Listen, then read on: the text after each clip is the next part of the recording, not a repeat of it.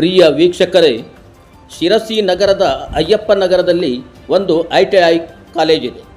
ಅಂದ ಹಾಗೆ ಈ ಕಾಲೇಜಿನ ವೈಶಿಷ್ಟ್ಯವೆಂದರೆ ಈ ಕಾಲೇಜಿನ ಬಗ್ಗೆ ಹೆಚ್ಚಿನ ಜನರಿಗೆ ತಿಳಿದೇ ಇಲ್ಲ.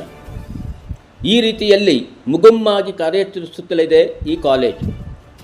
ಅಂದ ಹಾಗೆ ಈ ಕಾಲೇಜಿನ ಹೆಸರು ಶ್ರೀಮತಿ ವಿಶಾಲಕ್ಷಮ್ಮ ಖಾಸಗಿ ಕೈಗಾರಿಕಾ ತರಬೇತಿ ಸಂಸ್ಥೆ. ಇಲ್ಲಿ ಹೆಸರೊಂದೇ ಅಲ್ಲ, ಈ ಕಾಲೇಜಿನ ವ್ಯವಹಾರಗಳು ವಿಚಿತ್ರವಾಗಿವೆ ಎಂದರೆ ನೀವಿದನ್ನು ನಂಬಲೇಬೇಕು. ಅಷ್ಟಕ್ಕೂ ಶಿರಸಿ ಹುಬ್ಬಳ್ಳಿ ರಸ್ತೆಗೆ ತಾಗಿಕೊಂಡಿರುವ ಅಯ್ಯಪ್ಪ ನಗರ ಸಂಪೂರ್ಣವಾಗಿ ನಾಗರಿಕ ವಸತಿ ಪ್ರದೇಶ. ಇಲ್ಲಿ ವಾಣಿಜ್ಯ ಚಟುವಟಿಕೆ ನಡೆಸಬೇಕಾದರೆ ಪರವಾನಗಿ ಕಡ್ಡಾಯ. ಆದರೆ ಈ ಕಾಲೇಜು ಎಲ್ಲ ನಿಯಮಾವಳಿಗಳನ್ನು ಗಾಳಿಗೆ ತೂರಿಬಿಟ್ಟಿದೆ.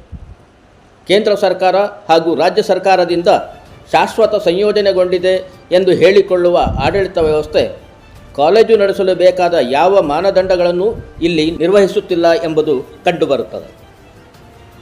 ಇಡೀ ಕಟ್ಟಡ ಮನೆಯೊಂದರಲ್ಲಿ ನಡೆಯುತ್ತಿದ್ದು, ಇಲ್ಲಿ ಸ್ಥಳೀಯ ಸಂಸ್ಥೆ ನಗರಸಭೆಯಿಂದ ಯಾವುದೇ ಪರವಾನಗಿಯನ್ನು ಪಡೆದೇ ಇಲ್ಲ.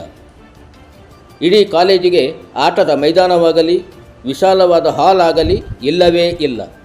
ಅಲ್ಲದೆ ಈ ಕಟ್ಟಡಕ್ಕೆ ಗ್ರೌಂಡ್ ಹಾಗೂ ಫಸ್ಟ್ ಫ್ಲೋರ್ಗೆ ಮಾತ್ರ ಅನುಮತಿ ಪಡೆದಿದ್ದು, ಆನಂತರ ಗಂಗಾರಾಮ್ ಕಟ್ಟಡದಂತೆ ಈಗ 5 ಅಂತಸ್ತಿನವರೆಗೂ ನಿರ್ಮಾಣ ಸಾಗುತ್ತಲೇ ನಡೆದಿದೆ. ಪ್ರಿಯ ವೀಕ್ಷಕರೇ, ಇಷ್ಟಿದ್ದರೂ ಇಲ್ಲಿ ಯಾವುದೇ ಇಲಾಖೆ ಇತ್ತ ಹಾಯ್ದಿಲ್ಲ. ಇಲ್ಲಿನ ಅಕ್ಕಪಕ್ಕದ ನಿವಾಸಿಗಳು ಅವ್ಯವಸ್ಥೆಯಿಂದ ಬಸವಳಿದು ಹೋಗಿದ್ದಾರೆ. ಈಗಾಗಲೇ ಈ ಅಕ್ರಮ ಕಟ್ಟಡ ನಿರ್ಮಾಣ ಕುರಿತಂತೆ ಶಿರಸಿ ನಗರಸಭೆಗೆ ದೂರುಗಳ ಮೇಲೆ ದೂರು ಹೋಗುತ್ತಲೇ ಇದೆ. ಆದರೆ ಶಿರಸಿ ನಗರಸಭೆ ಮಾತ್ರ ಒಂದೆರಡು ನೋಟಿಸ್ ಕೊಟ್ಟು ಶಾಸ್ತ್ರ ಮಾಡಿ ದಪ್ಪನೆಯ ಚದ್ದರ ಹೊದ್ದು ಮಲಗಿಬಿಟ್ಟಿದೆ. ಈ ಕಟ್ಟಡದ ಪಕ್ಕದ ಮನೆಯ ನಿವಾಸಿ ಸುಕುಮಾರನ್ ಹೇಳುವ ಪ್ರಕಾರ ನಗರಸಭೆ ಯಾವುದೇ ಕ್ರಮ ತೆಗೆದುಕೊಳ್ಳುತ್ತಿಲ್ಲ. ಇಲ್ಲಿ ITI ಕಾಲೇಜು ಆಗಿರುವುದರಿಂದ ಯಂತ್ರಗಳಿಂದ ಶಬ್ದ ಮಾಲಿನ್ಯವಾಗುತ್ತಿದೆ. ಶಾಲಾ ವಿದ್ಯಾರ್ಥಿಗಳಿಗೆ ವಯೋವೃದ್ಧರಿಗೆ ತೊಂದರೆಯಾಗುತ್ತಲಿದೆ. ಪ್ರಿಯ ವೀಕ್ಷಕರೇ, ಇಲ್ಲಿ ವಿಚಿತ್ರ ಎಂದರೆ ಕಾಲೇಜಿನ ಲಕ್ಷಣವೇ ಇಲ್ಲ. ಎಲ್ಲವೂ ಬರೀ ಮುಗುಮ್ಮಾಗಿ ನಡೆಯುತ್ತಿದ್ದು, ಕಾಲೇಜಿನ ಅಧಿಕೃತತೆ ಬಗ್ಗೆಯೇ ಇಲ್ಲಿ ಸಂಶಯ ವ್ಯಕ್ತವಾಗುತ್ತಿದೆ. ಅಲ್ಲದೆ ಪರಿಶೀಲನೆಯ ಅಗತ್ಯವನ್ನು ಸಾರಿ ಹೇಳುತ್ತದೆ. ಹಾಗೆಯೇ ಈ ಅನಧಿಕೃತ ಕಟ್ಟಡಕ್ಕೆ ಕೆಲವು ಇಲಾಖೆಗಳು ಸೌಲಭ್ಯಗಳನ್ನು ನೀಡಿಬಿಟ್ಟಿವೆ.